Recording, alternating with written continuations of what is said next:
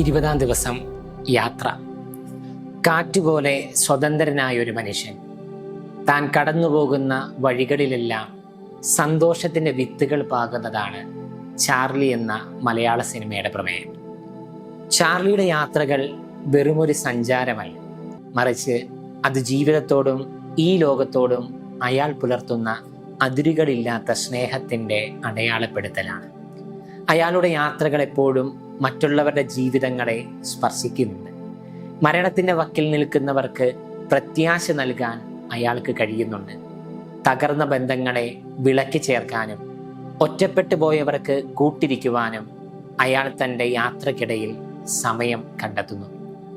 Christmas കാലം നമ്മെ ഓർമ്മപ്പെടുത്തുന്നത് അവസാനിക്കാത്ത ചില യാത്രകളെയാണ്. മഞ്ഞുവീണ ബെത്ലഹേമിലെ വീഥികളിലൂടെ മാത്രമല്ല, മനുഷ്യഹൃദയത്തിൻ്റെ ആഴങ്ങളിലേക്കും ഈ യാത്ര കടന്നു പോകുന്നുണ്ട്. നസ്രത്തിൽ നിന്ന് ബെത്ലഹേമിലേക്കുള്ള ജോസഫിൻ്റെയും മേരിയുടെയും യാത്ര ദൈവഹിതത്തോടുള്ള വിനീതമായ സമർപ്പണത്തിൻ്റെതായിരുന്നു.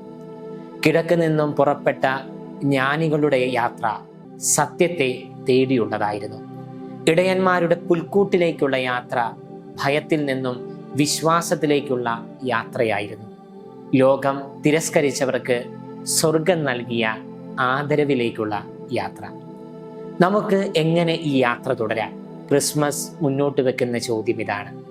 ഈ ക്രിസ്മസ് കാലത്ത് നമ്മുടെ യാത്രകൾ അപരിലേക്കുള്ള യാത്രയാകണം. ഒറ്റപ്പെട്ടവരുടെയും വേദനിക്കുന്നവരുടെ അടുത്തേക്ക് നടന്നു നീങ്ങുന്നത് ക്ഷമയിലേക്കുള്ള യാത്രയാകണം. ശത്രുതയും പരിഭവങ്ങളും വെടിഞ്ഞ് സ്നേഹത്തിൻ്റെ പുൽക്കൂട്ടിലേക്ക് മടങ്ങുന്നത് ഒടുവിൽ സ്വന്തം ഹൃദയത്തിലേക്കുള്ള യാത്രയാകണം.